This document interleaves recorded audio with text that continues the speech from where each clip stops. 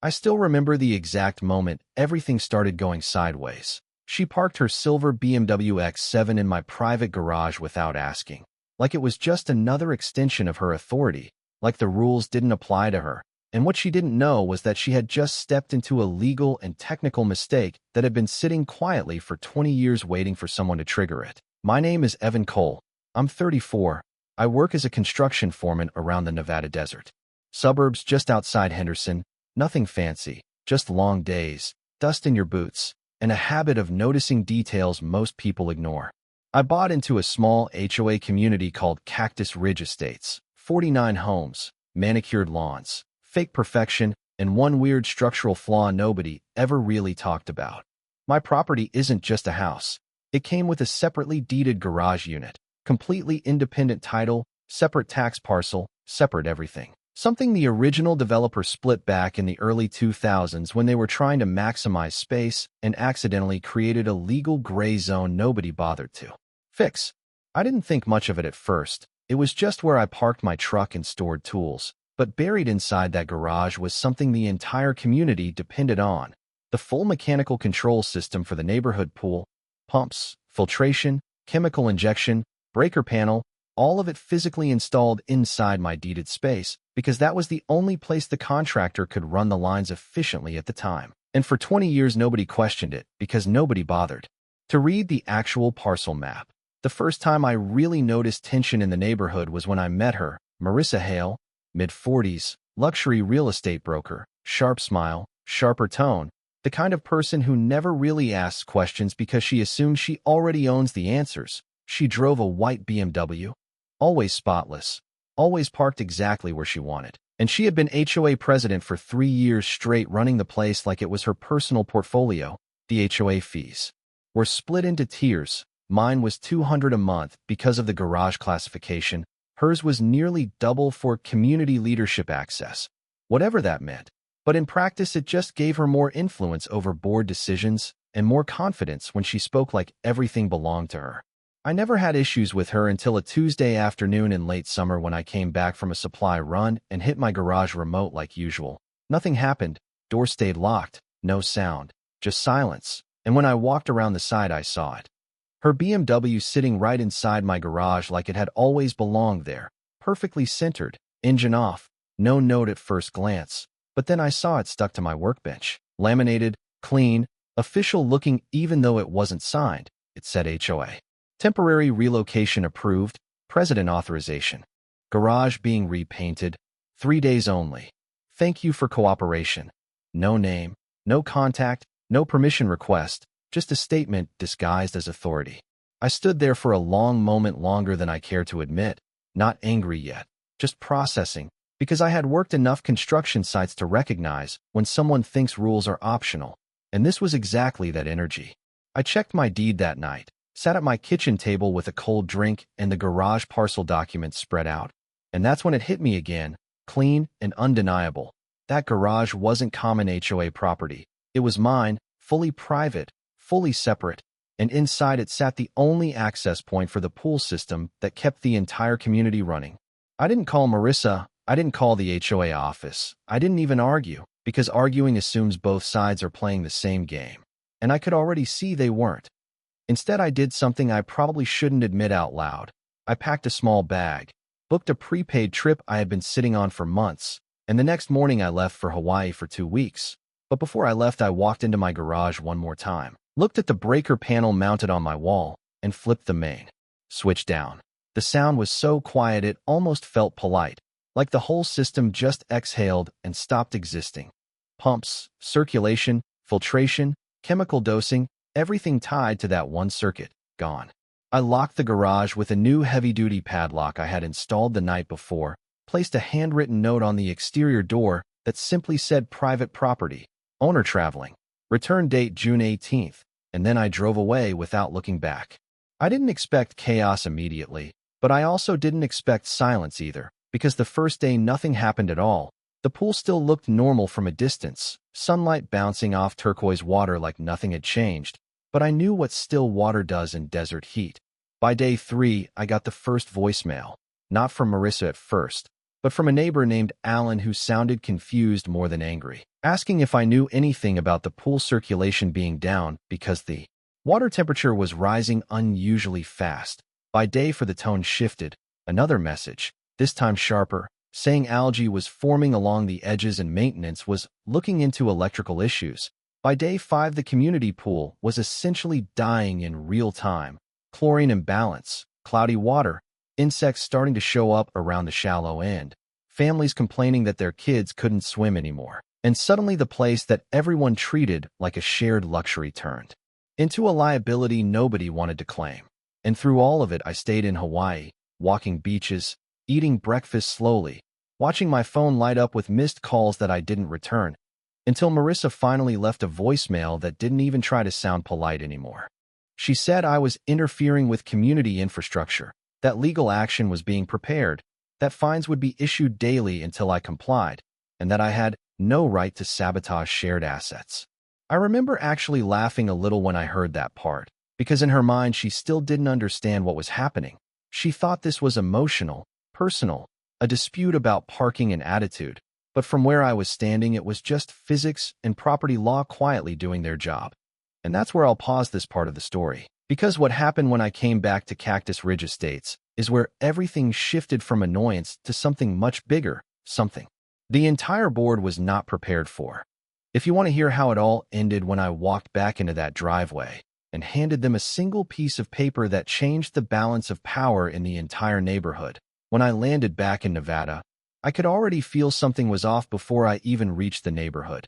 It was in the tone of the messages I had ignored for the past 2 weeks. No more polite concern, no confusion, just frustration that had been sitting too long without an answer.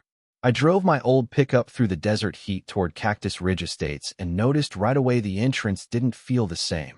The gate arm was stuck halfway up like someone had tried to force urgency into it and failed. And then I saw the pool area from a distance. Normally this place looked like a brochure, turquoise water, clean tiles, families walking barefoot with towels over their shoulders. Now it looked tired, like something had been left out in the sun too long and forgotten. Marissa was waiting for me at my driveway. And she wasn't alone. 2 HOA board members stood behind her like backup actors in a scene they didn't fully understand, but knew had gone wrong anyway.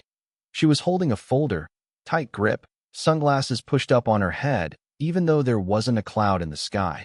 And the second she saw my truck, she didn't even wait for me to step out before she started talking. "You shut down essential community systems," she said, voice sharp, but slightly cracked underneath, like she had repeated it too many times already, and it still didn't sound real to her. I stepped out slowly, didn't rush, just closed the door and leaned against the truck like I had all the time in the world. "You parked your car in my garage," I said. Simple, no emotion, just a fact sitting in the air between us. One of the board members shifted uncomfortably, like he suddenly wished he was somewhere else entirely. Marissa opened the folder, pulled out printed notices, violation claims, emergency meeting minutes, all stacked neatly like paperwork could override physics. "This is a community asset dispute," she said, trying to regain control. "You cannot hold infrastructure hostage over a parking disagreement." I almost smiled at that wording. Hostage, like the system had a personality, like it could choose sides. I pushed off the truck and walked past them toward my garage door, and that's when I stopped and looked at all 3 of them. "You really never read the property map, did you?" I asked. Silence. That kind of silence that means people are starting to realize they've been standing on a foundation they never checked.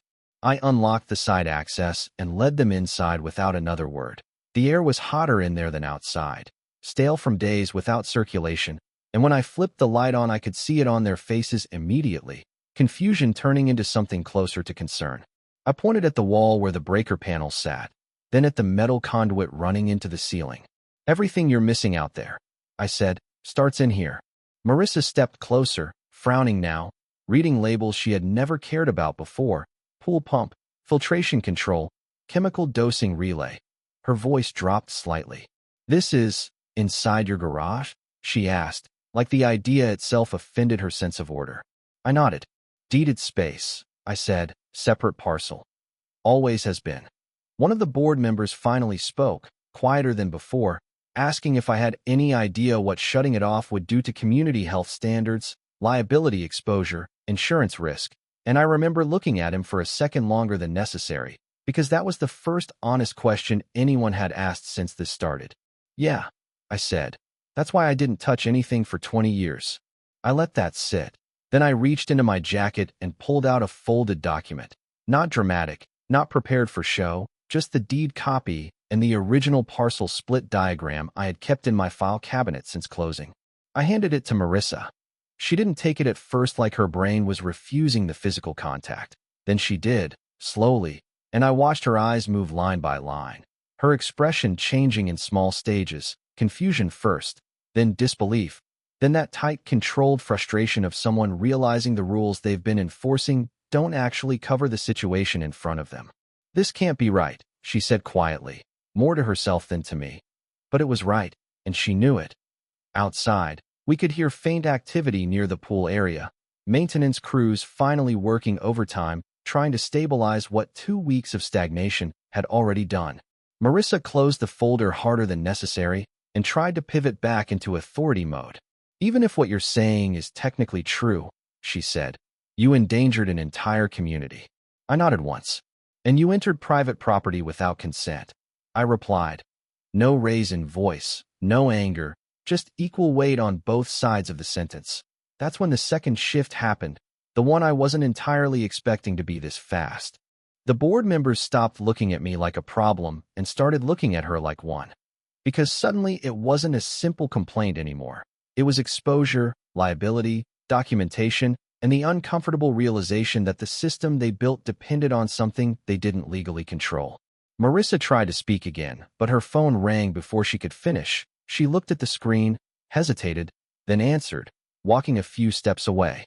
I couldn't hear the whole conversation, but I caught enough. Phrases like insurance review, compliance breach, and emergency contractor assessment.